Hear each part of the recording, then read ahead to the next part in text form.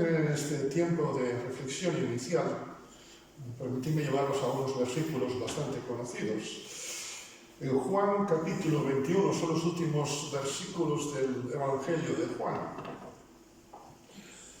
Juan capítulo 21, versículos 24-25 dice: este es el discípulo que da testimonio de estas cosas y escribió estas cosas. No solamente lo vio, no solamente lo escribió, sino que él lo vio. Y sabemos que su testimonio es verdadero. También hay otras muchas cosas que hizo Jesús, las cuales si se escribieran una por una, pienso que ni aún en el mundo cabrían los libros que se habrían de escribir. Otro texto, o dos textos sumamente conocidos también, 2 de Timoteo 3, 16, 17. Toda la Escritura es inspirada por Dios y útil para enseñar, para reprender, para corregir, para instruir en justicia, a fin de que el hombre de Dios sea perfecto, enteramente preparado para toda buena obra. Como decíamos, hoy es el 17 de mayo, Día de las Letras Galegas, un día que se celebra, y otros años que no coincide domingo, pues es festivo laboral, como lo echamos de menos también, ¿verdad? Y se recuerda que el 17 de mayo de 1863, pues se publicó en Vigo el primer ejemplar de Cantares Galegos de Rosalía de Castro. Desde 1963, la Academia Gallega de la Lengua estableció este día como Día das Letras Galegas. Este año, pues, se recuerda a la viguesa joven fallecida, Begoña Camaño. Muchos centros, muchos colegios, ¿verdad? Estos días ponen muchas cosas en textos en gallego y claramente todo eso está muy bien. Yo pensaba, pues nosotros también cada domingo celebramos el Día das Letras Celestiais. ¿Sí o no? Sí.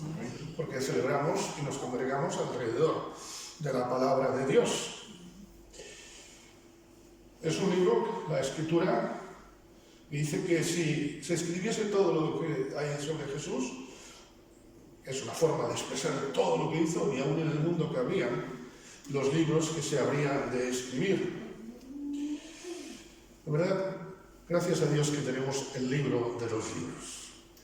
Y podemos cada día buscar, y no es una ficción, aunque algunos digan que es una novela.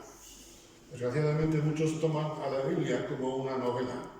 Pero ya me dirás tú a mí, si en un libro de libros, en un conjunto, escrito en unos 1500 años, unos 40 y tantos autores, puede haber la misma unidad de contenido que desde el Génesis al Apocalipsis.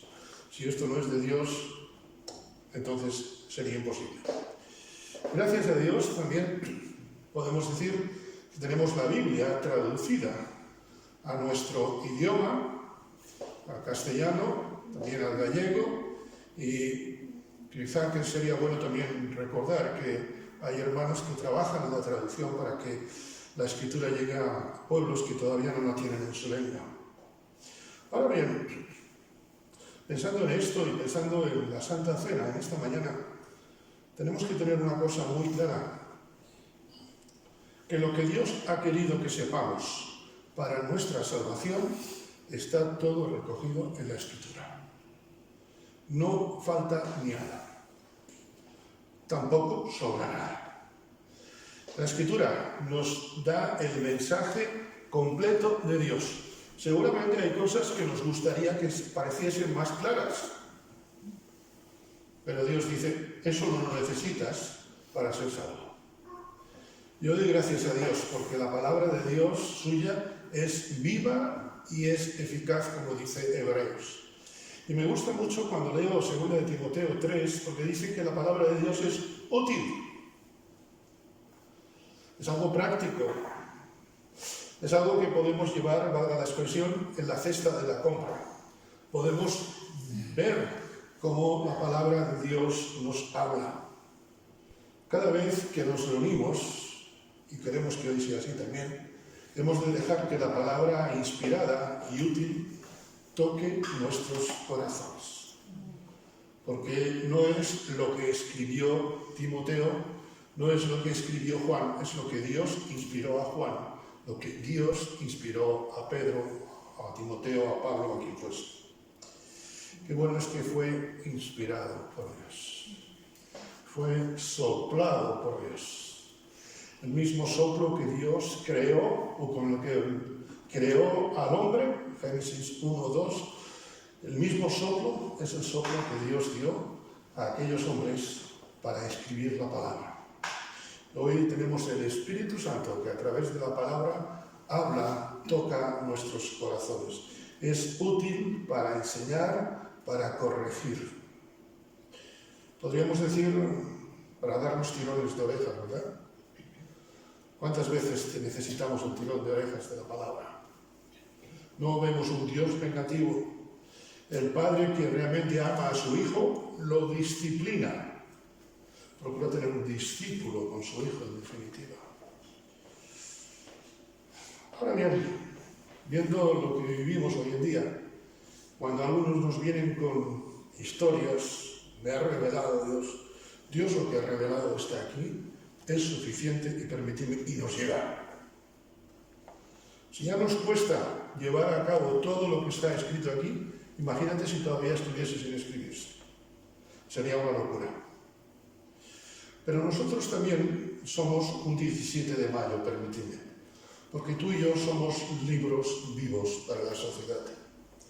Dice el apóstol Pablo a los Corintios, en su segunda epístola, capítulo 3, versículos 2 y 3, nuestras cartas sois vosotros, escritas en nuestros corazones, conocidas y leídas por todos los hombres, siendo manifiesto que sois carta de Cristo, expedida, enviada por nosotros, escrita no con tinta, sino con el Espíritu del Dios vivo, no en tablas de piedra, sino en tablas de carne del corazón. Me gusta y me desafía mucho en esta mañana, al tomar estos símbolos, esta expresión del apóstol Pablo. Sois cartas conocidas y leídas por todos los hombres. Hay personas que nunca leerán la Biblia, pero hay personas que leerán nuestra Biblia. Hay personas que nunca comprarán ni buscarán en internet, pero leerán la Biblia que Eduardo, que Jonathan, que Antonio, que Víctor, que cada uno de nosotros es. Para mí, un ejemplar, lo digo honrando y con gratitud, fue un ejemplar de la Biblia que se llama Luis y María de la Peña. Intuís, son mis padres. Y para mí, el ejemplo que mis padres me dieron, para mí ha sido un ejemplo vivo. Todo está aquí, pero lo vivimos nosotros. Nosotros somos cartas vivas. Al acercarnos hoy, en esta mañana, a estos símbolos, esta es la oración que yo tengo, Señor, que sea una carta viva para tu gloria. Que mi vida, permitidmelo usando el contexto en el que estamos hoy, mi vida sea un 17 de mayo para todos los que viven cerca de mí. Y es curioso, queridos hermanos, porque el apóstol Pablo dice, vosotros sois cartas vivas, no se lo dice a una iglesia, por ejemplo, la de Filadelfia en el Apocalipsis, se lo dice a la iglesia de Corinto, que tela con la iglesia de Corinto. Una iglesia como la nuestra, hermanos, donde se juntaban pecadores que buscaban la presencia de Dios. Porque al fin y al cabo, esta mañana, estamos santos por la palabra de Dios, justificados por la sangre de Cristo. Pero en esta mañana, en definitiva, somos pecadores que venimos a buscar la presencia de Dios. ¿Sí o no? Sí, amén. Pues también nos parecemos a los de Corinto. Quizá no tenemos esos pecados, pero seguro que tenemos otros pecados ahí de sobra. Por eso, participar de estos símbolos os lleva primero a examinarnos delante de Dios para ser una carta que evidencia no solamente que creemos en Él, sino que el Espíritu Santo está obrando en nosotros. Amén. Pues que esa sea en esta mañana nuestra oración antes de participar de los símbolos. Vamos a tener una oración y después pasaremos a celebrar la mesa del Señor. Recordad que Cristo viene. Hay muchas cosas que en la Biblia se han cumplido y tú y yo no las hemos visto. Pero hay una cosa que todavía no se ha cumplido y que tú y yo vamos a ver, que es la venida del Señor. Porque Él dice que tomará esto con nosotros de nuevo en el reino. Amén. Querido Padre Celestial, yo te doy gracias en esta mañana, no solo porque te has manifestado en la persona de Cristo, sino porque inspiraste a hombres como nosotros, igual que nosotros. Señor, nos inspiraste para hablarnos las grandezas. A mí me parece mentira, me parece increíble que el Dios infinito hable a hombres finitos, que el Dios que siempre vive, el Dios eterno, hable a hombres terminales, a hombres pecadores, a hombres muertos, que estaban muertos en delitos y pecados. Señor, gracias por tu palabra, gracias por tu revelación. Señor, que mi vida, nuestras vidas sean cartas vivas, que al tomar esta mañana de estos símbolos, examinemos cómo estamos siendo para tu gloria, para los demás, y que no seamos un tropiezo a nadie para que se pueda acercar a ti. Señor, que no haya tachones en nuestras cartas, que no haya borrones, que no haya faltas de ortografía, Señor, en nuestras cartas. Que seamos, Señor, ofrenda en honor grato a ti. Y yo te doy gracias, Señor, porque muchas promesas se han cumplido, pero con mis hermanos y con la multitud de los redimidos de toda tribu, lengua y nación, un día vamos a ver que Cristo viene a buscarnos. Gracias porque no somos como los que no tienen esperanza. Gracias porque tu palabra no es un cuento, tu palabra es viva, es eficaz, tan eficaz que ha tocado nuestras vidas. Háblanos en este día, Señor, tócanos en este día. Necesitamos, Señor, en este día de ti. A ti la gloria, Señor. Amén.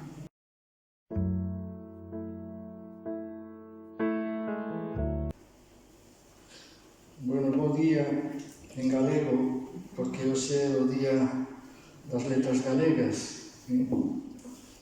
Queremos rendir un pequeno homenaxe, unha pequena homenaxe ao galego. Non vou falar en galego todo o rato, pero bueno, a fala galega está perdéndose, é unha pena, pero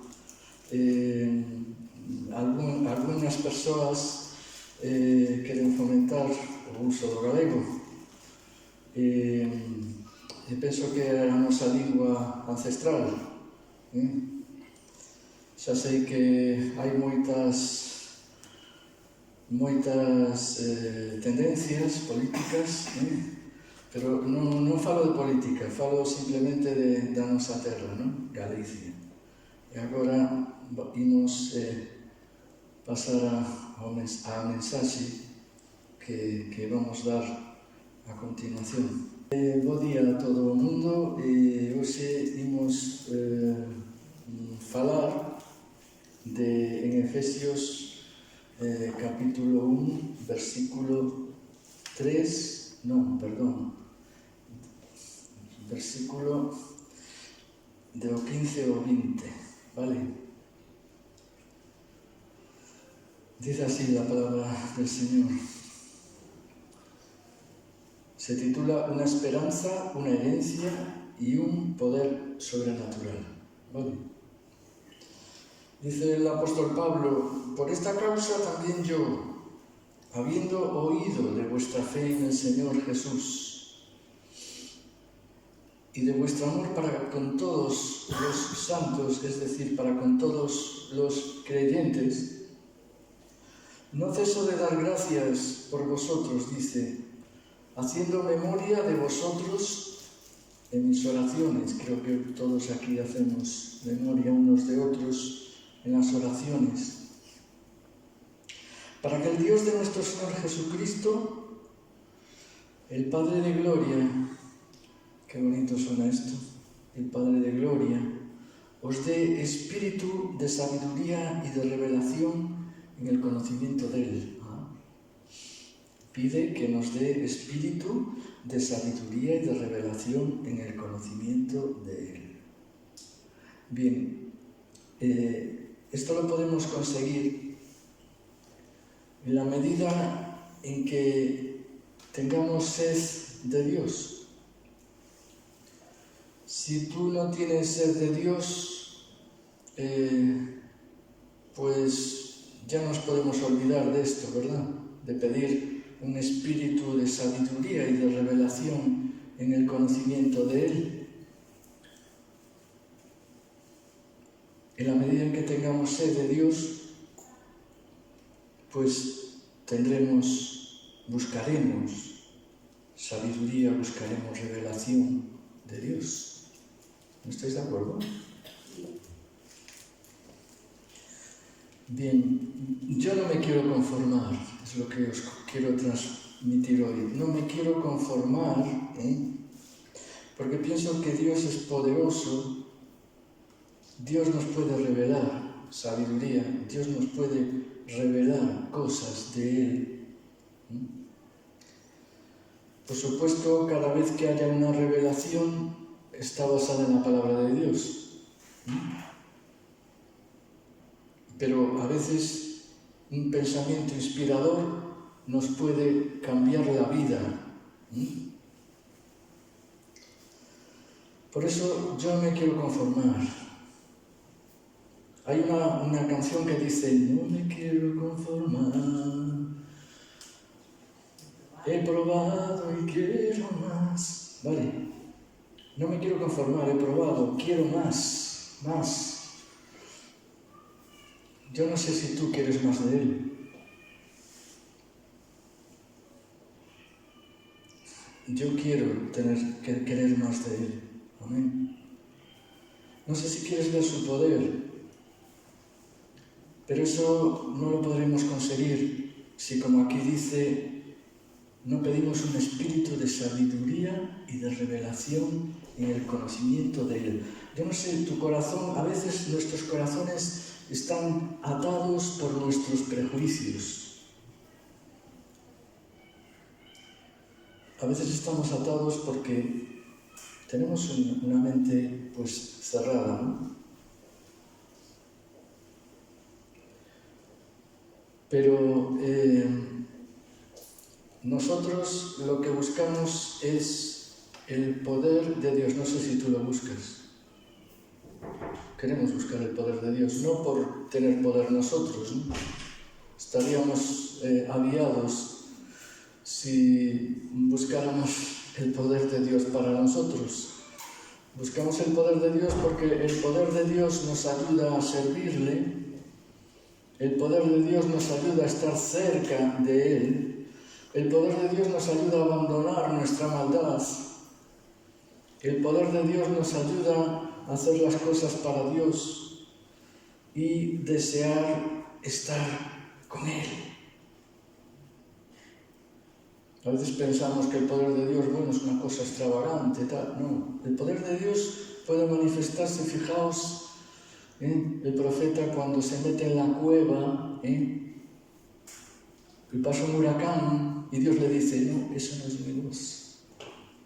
Y pasan aguas torrenciales y dice: no, esa no es mi voz. Y de repente se oye un silbo apacible. Y esa sí es la voz de Dios. Dios puede manifestarse de las formas en que Él quiera, pero sin duda alguna que quiere manifestarse a nosotros, si no el apóstol Pablo no diría esto.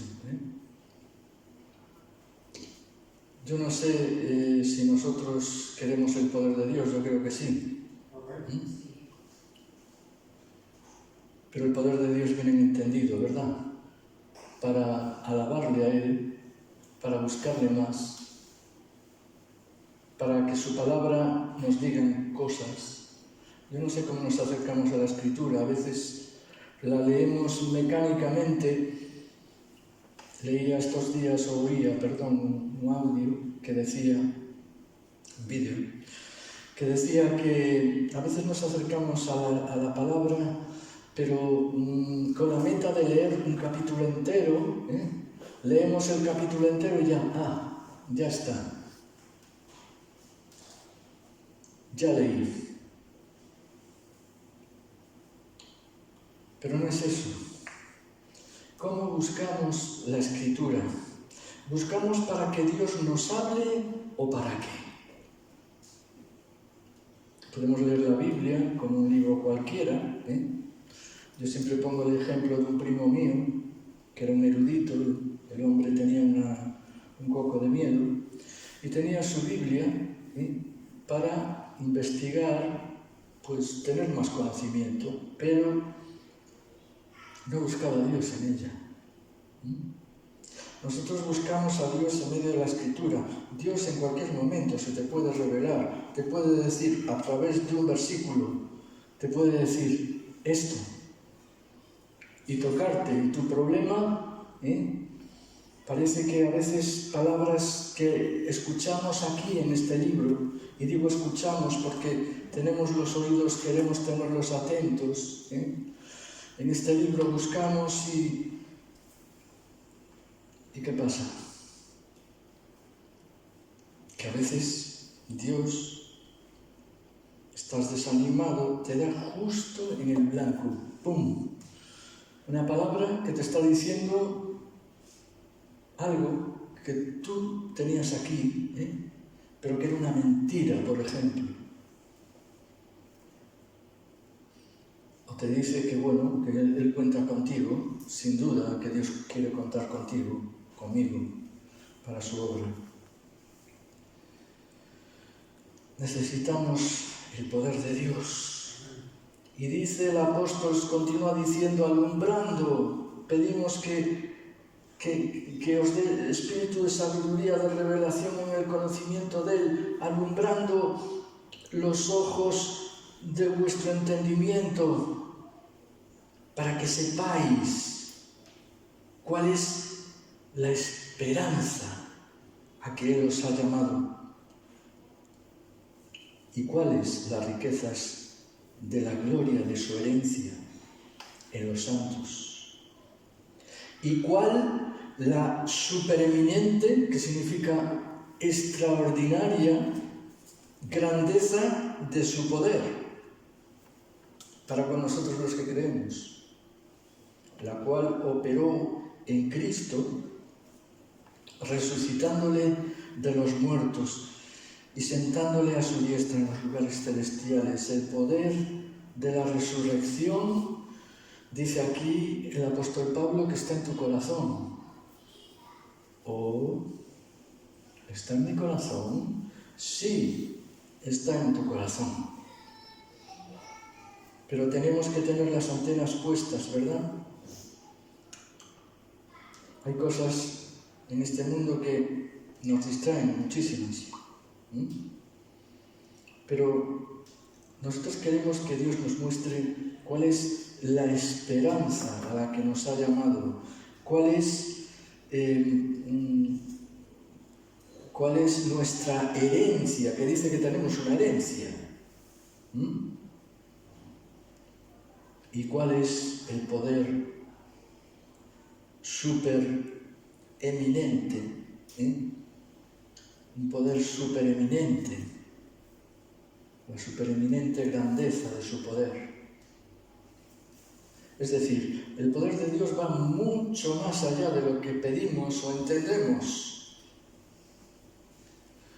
Y vamos a empezar por la esperanza, a hablar de eso, que es la mayoría de las personas tienen esperanza como un pensamiento ilusorio, es decir, algo ficticio, algo que no es verdad. Bueno, espero que algo suceda, pero esta no es la esperanza de Dios. La esperanza que nos da a entender la Biblia es una esperanza segura, es una firme seguridad con respecto a las cosas que no son claras y que nos son desconocidas. Es una certeza. La esperanza es un componente fundamental en la vida de los creyentes. Por ejemplo, en Hebreos 1 nos dice que es la fe, la esperanza, la certeza de lo que se espera. Es decir, nuestra esperanza es cierta, es algo cierto. Y si no lo crees así, te invito a que lo compruebes. Incluso nos dice en Proverbios 23, 17 y 18, no tenga tu corazón envidia de los pecadores. No tenga tu corazón envidia de los pecadores. ¿Por qué? Porque a veces nos desesperamos, ¿sí? Pensamos que las cosas de Dios no sirven para nada. Nos desanimamos, ¿sí? Y nos entra envidia y decimos, ¡ay, qué bien les va a los que no creen! ¿Sí? Y nos dice, antes de eso, persevera en el temor del Señor todo el tiempo. Es decir, persevera en el respeto a Dios, en su confianza, en la confianza que tenemos en Él. Dice, porque ciertamente hay fin y lo que esperas, tu esperanza, no será cortada. ¿Qué ocurre si nos desalentamos, si no seguimos confiando en Dios? Pues que nuestra esperanza se va a venir abajo, ¿eh? Por lo tanto, no nos desalentemos, sigamos confiando en Dios, porque nuestra esperanza, como dice aquí, no nos será quitada. Sin esperanza, hermano, hermana, la vida pierde sentido. Solo hay esperanza menos en la muerte. En la muerte no hay esperanza. Todo tiene solución menos la muerte, ¿verdad? Los justos que confían o ponen su esperanza en Dios, vamos a ver qué frutos produce esa esperanza. En primer lugar, serán ayudados y no serán confundidos, avergonzados o decepcionados. Dice el Señor, y conocerás que yo soy el Señor, que no serán avergonzados los que esperan en mí. Es la última parte de Isaías 49, 23. Y conocerás que yo soy el Señor, que no serán avergonzados los que esperan en mí. Los creyentes tienen esa confianza, esa esperanza en Dios, tienen una frecuente confianza en la protección y la ayuda de Dios. Y de esta manera estaremos más libres del temor y de la ansiedad. La esperanza de los cristianos se hace realidad por medio de la presencia del Espíritu Santo. La esperanza es una esperanza futura de que resucitaremos de los muertos. Una esperanza en que las promesas que Dios dio a su pueblo se van a cumplir. En tu vida, Dios quiere cumplir lo que prometió. La redención del cuerpo, es decir, la resurrección. La gloria eterna, es decir, la vida eterna. El retorno de Cristo, la transformación a la semejanza de Cristo es parte de la esperanza. Si tú no esperas en Dios, no vas a ser transformado. Amén.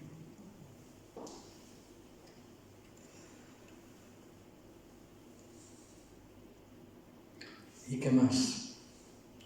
Bueno, pues aparte de esa esperanza que nosotros tenemos, dice aquí, para que conozcáis cuál es la esperanza a que Él os ha llamado y cuáles las riquezas de la gloria de su herencia. Una herencia, tenemos una herencia delante del Señor.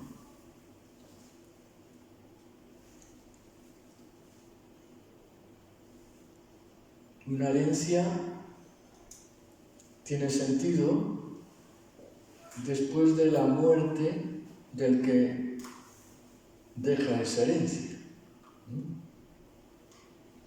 Jesús ha muerto, ¿verdad? Pero resucitó. Pero ha muerto. Entonces Él nos ha dejado una herencia, un nuevo testamento. La herencia se pone en un testamento. Testamento significa la escritura de lo que tú heredas. Y Jesús nos dejó una herencia que es un Nuevo Testamento en la cual la ley de la culpa y la obligación ya no están vigentes. Y entramos en un testamento que nos habla de la gracia,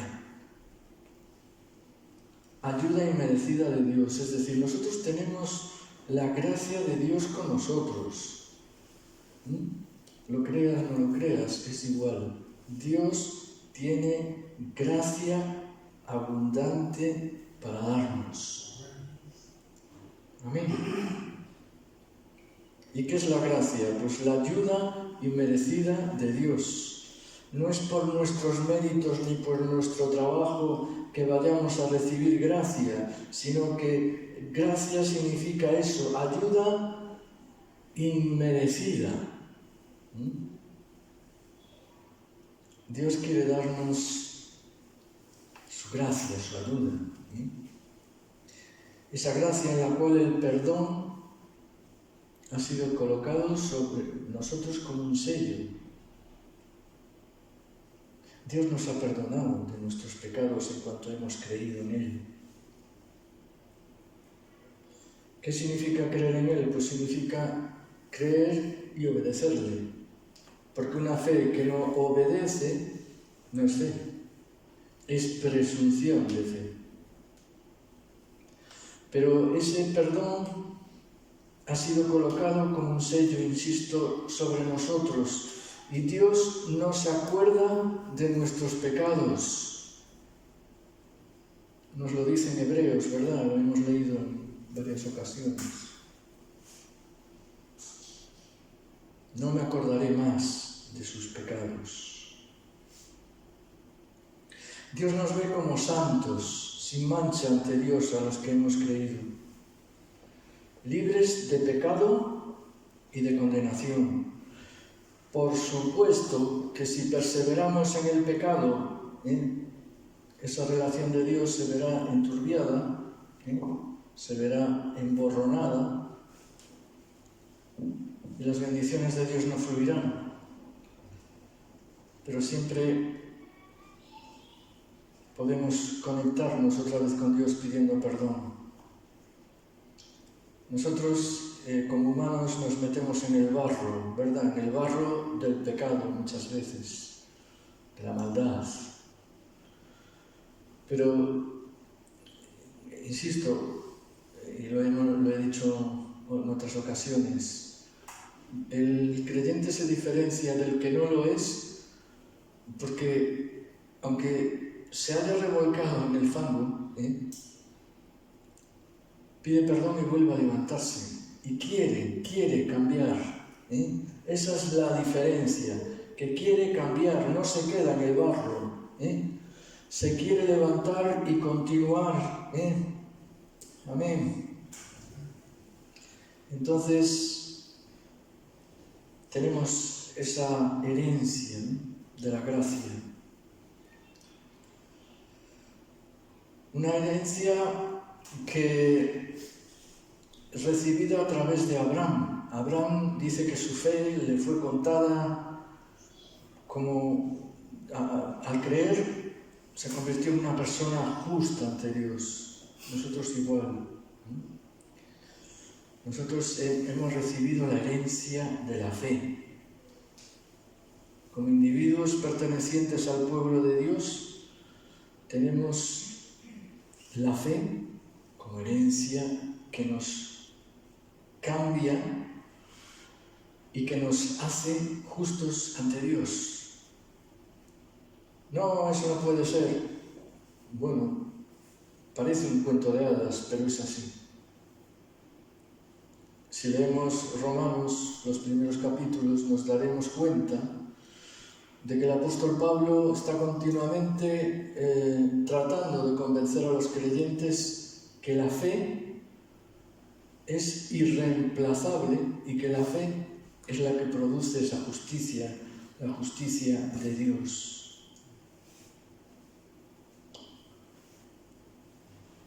Por lo tanto, tenemos la fe.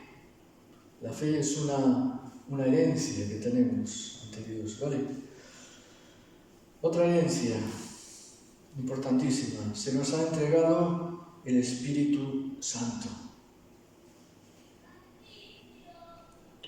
El Espíritu Santo, algo cósmico. No es algo cósmico. El Espíritu Santo es una persona que es Dios y que habita dentro de nosotros. Nos ha dado esa gracia. No entra porque tú seas mejor que otro, no. Entra porque tú has creído en Él. Y entonces Jesús nos dice: no os dejaré huérfanos, es decir, sin padre, sin madre. Vendré a vosotros y os daré otro consolador, el Espíritu Santo, el cual habita en vosotros. Jesús nos está diciendo que el Espíritu Santo habita en nosotros. Amén.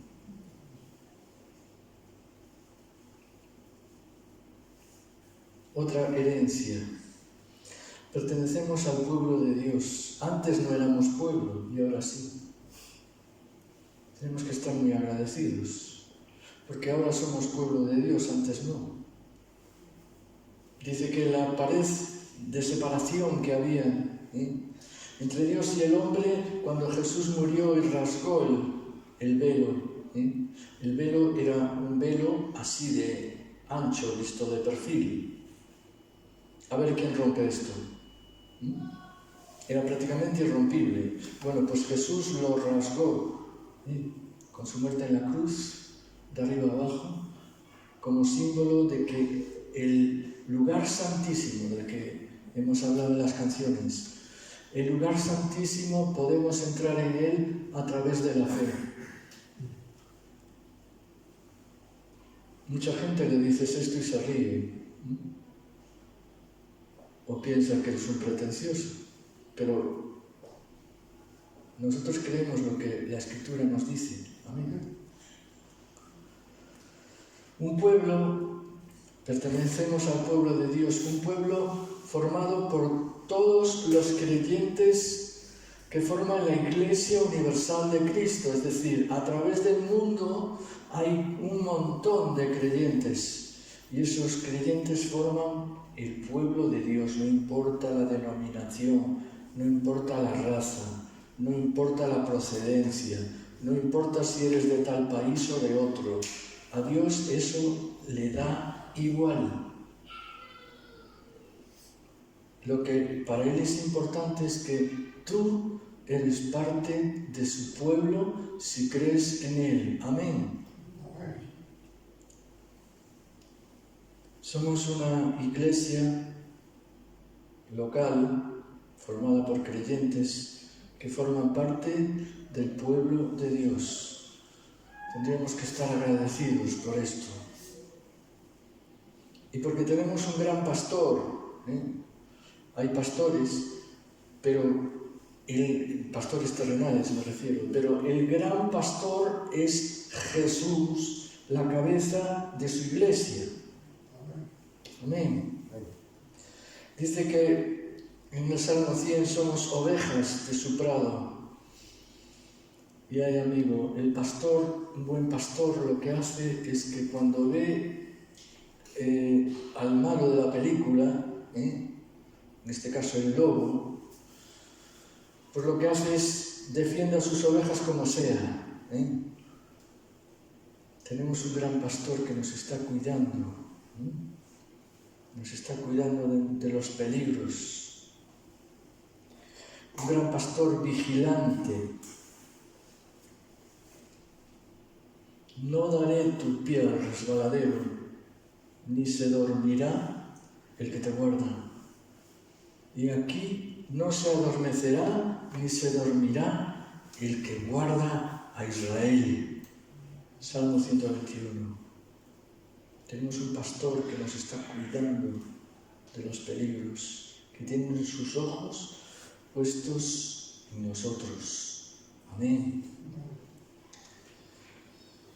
Y por último tenemos una herencia en los cielos, sabiendo que tenéis en vosotros una mejor y perdurable, es decir, que nada la va a cambiar, va a permanecer, significa perdurable.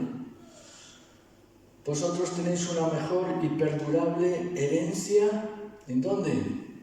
En los cielos. Bendito sea el Dios y Padre de nuestro Señor Jesucristo. Por su gran misericordia nos hizo renacer, es decir, nacer de nuevo, a una esperanza viva por la resurrección de Jesucristo de entre los muertos. Una herencia imperecedera, no perece. Una herencia incontaminada, una herencia pura, una herencia inmarcesible, dice, que significa que no se puede marchitar. Y está reservada en el cielo para vosotros, que por el poder de Dios, fijaos otra vez el poder de Dios, estáis protegidos por la fe para una salvación lista para ser revelada en el último tiempo.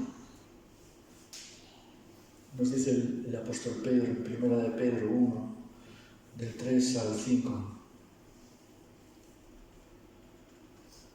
Por el poder de Dios estamos protegidos por la fe.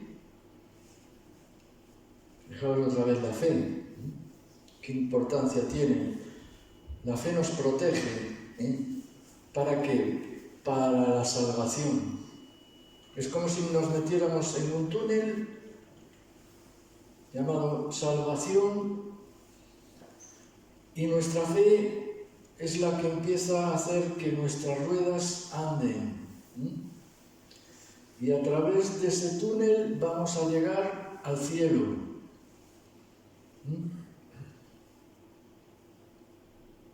¿Cómo? A través de la fe. Amén.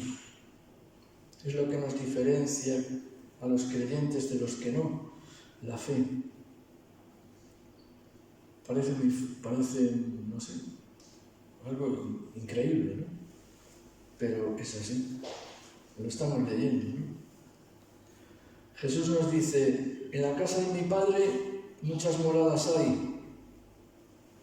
Si así no fuera, yo os lo hubiera dicho.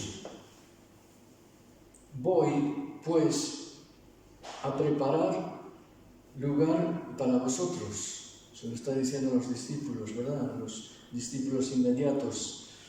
Pero los discípulos han formado otros discípulos y los discípulos a otros discípulos y así. Entonces, por extensión, creemos que en la casa del Padre Celestial hay muchas moradas y que Jesús nos está preparando lugar para ti. Yo no sé si a ti te gustan las casas. Yo a veces vemos en casa, en mi hogar, vemos algún programa que habla de una casa que estaba toda viejita, ¿no? Y la cambian y la transforman, ¿no? Y Jesús Me imagino que está preparándonos una casa, vete tú a saber cómo, de qué características tendrá, pero va a ser una casa, una morada, ¿eh? Y yo no lo puedo imaginar, pero me haría mucha ilusión verlo, ¿verdad? Porque Jesús nos va a preparar casa, ¿eh? Para nosotros. Hay quien dice que el cielo es muy aburrido porque nos pasaremos la eternidad tocando el arpa. Bueno, allá tú, si crees así. Yo creo que vamos a tener muchas cosas que hacer, ¿eh? Cosas buenas.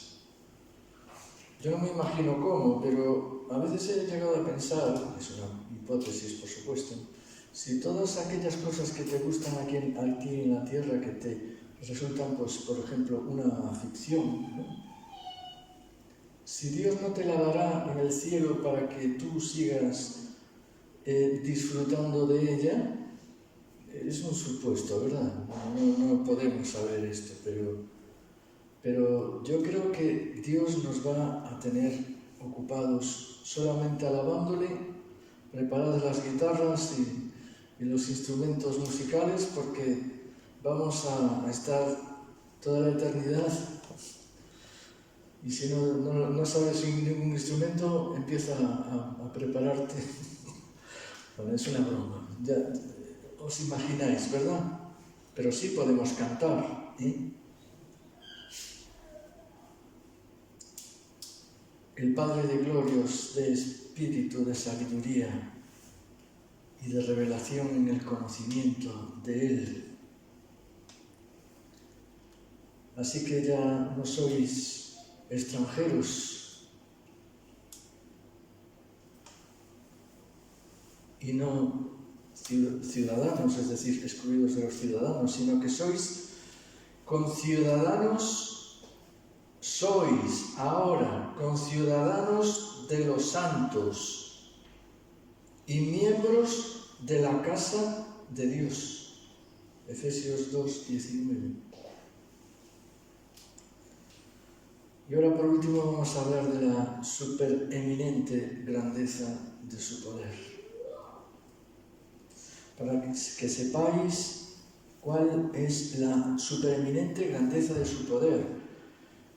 Supereminente significa que sobresale por encima de lo habitual en mérito o en cualquier otra cualidad.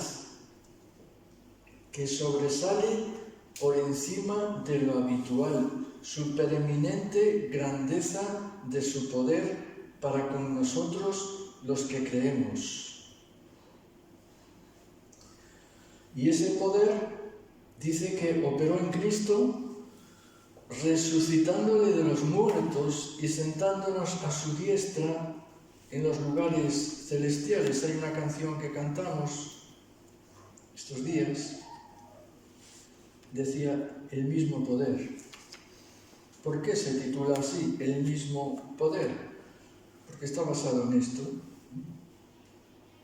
La supereminente grandeza de su poder, la cual operó en Cristo resucitándole de los muertos. El poder de Dios es superior a cualquier otra cosa, ni superhéroes ni rabo de gaitas. Superhéroes, Cristo al lado de eso es nuestro superhéroe, ¿verdad? Decía la canción, Cristo, Cristo, Redentor. No hay amor más grande que el que me diste a mí. Aleluya, me perdonas. Nunca más atado estaré.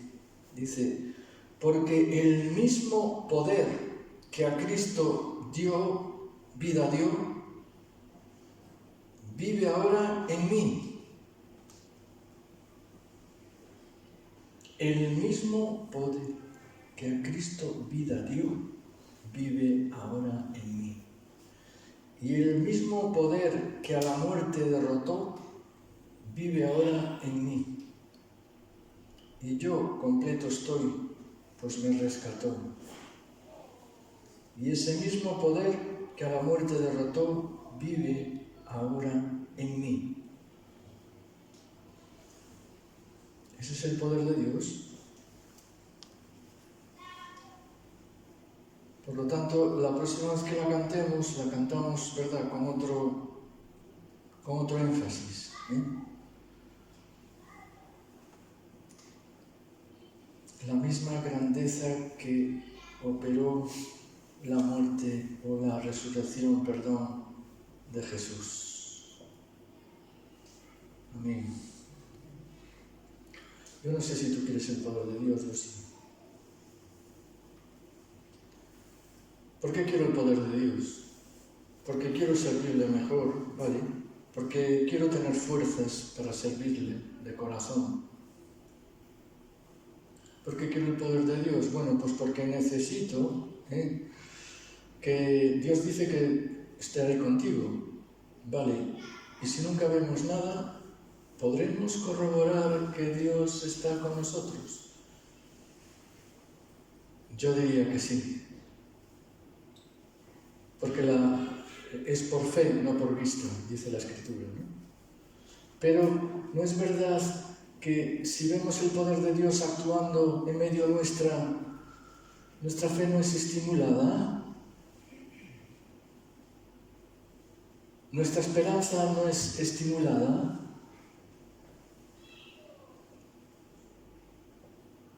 Yo diría que sí. Amén.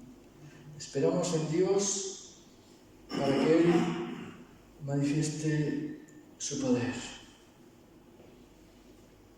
Yo no sé si tú lo quieres o no, pero nosotros podemos pedirlo, ¿eh? Pedid y se os dará. Buscad y hallaréis. Llamad y se os abrirá. Pero en el original dice, pedid insistentemente y se os dará. Buscad insistentemente y hallaréis. Llamad insistentemente y se os dará. ¿Por qué a veces Dios tarda en manifestar su poder? Bueno, pues por lo que aquí dice, que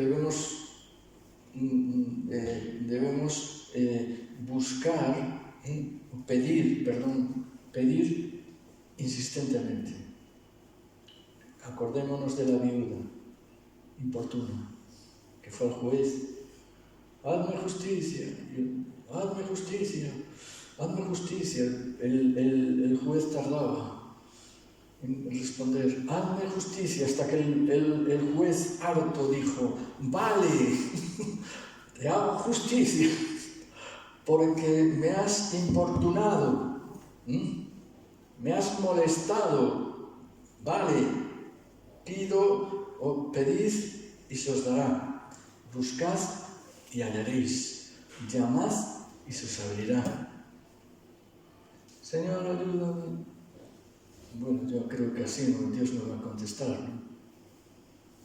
Dice, pero pida con fe, no dudando. Y pedir con fe pues significa eso, que pedimos, creyendo que lo vamos a recibir. A ver, todo esto lo estoy explicando aquí, pero no es fácil, Nadie dijo que fuera fácil, ¿no? De hecho, yo a veces tengo unas luchas de miedo, ¿vale?, para llevar a la práctica esto. En la carne en todos es la misma. La carne en todos es tendente a desanimarte, a que no creas, a que no tengas fuelle espiritual. Esos que parece que son superdotados, es porque Dios les ha dado esa gracia. Son seres humanos como tú y como yo. Seguro que si los vemos en el fondo, decimos, yo no soy diferente a ti. Que Dios nos dé la gracia, ¿verdad?, para buscarle para pedir insistentemente y que se nos dé, para buscar insistentemente y hallar, para llamar insistentemente y que se nos abra. ¿Sí o no? Amén.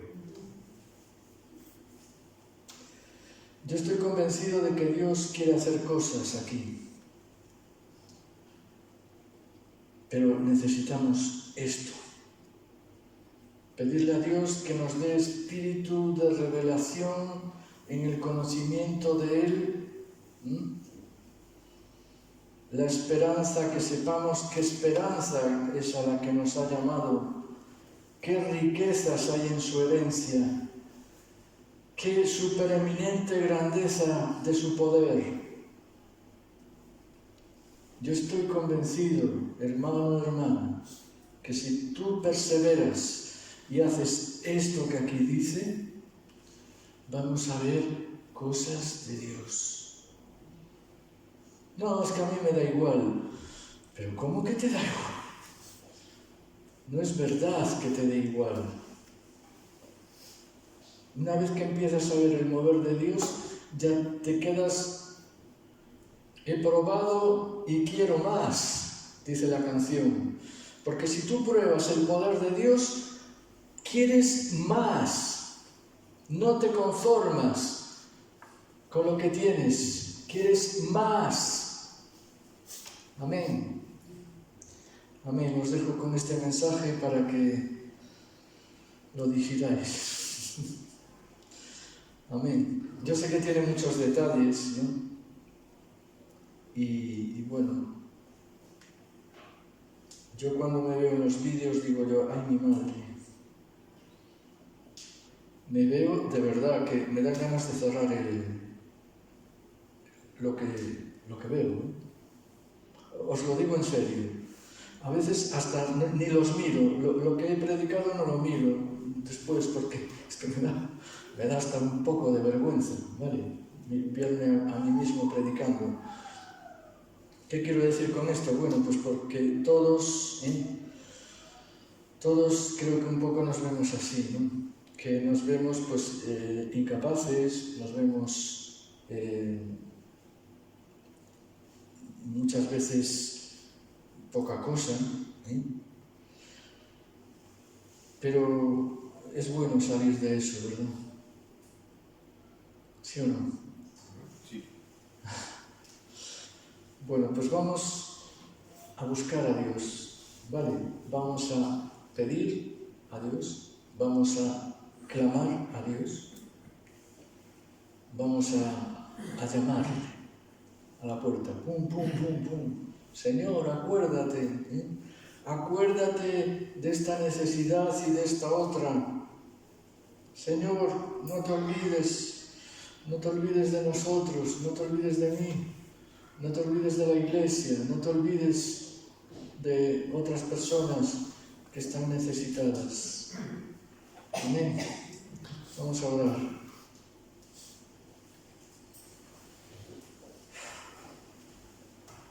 Jesús, te damos gracias, Padre, porque tú nos has citado delante de ti, delante de tu trono, para que acudamos a ti y tú nos uses. Queremos que tú nos uses, que nos ayudes a revitalizarnos. La palabra avivamiento significa revitalización, vuelta a estar vivo, ¿eh? Señor, pedimos que produzcas un avivamiento,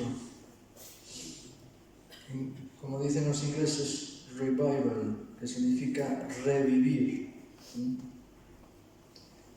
Señor, queremos, Señor, ser, Padre, instrumentos para ti.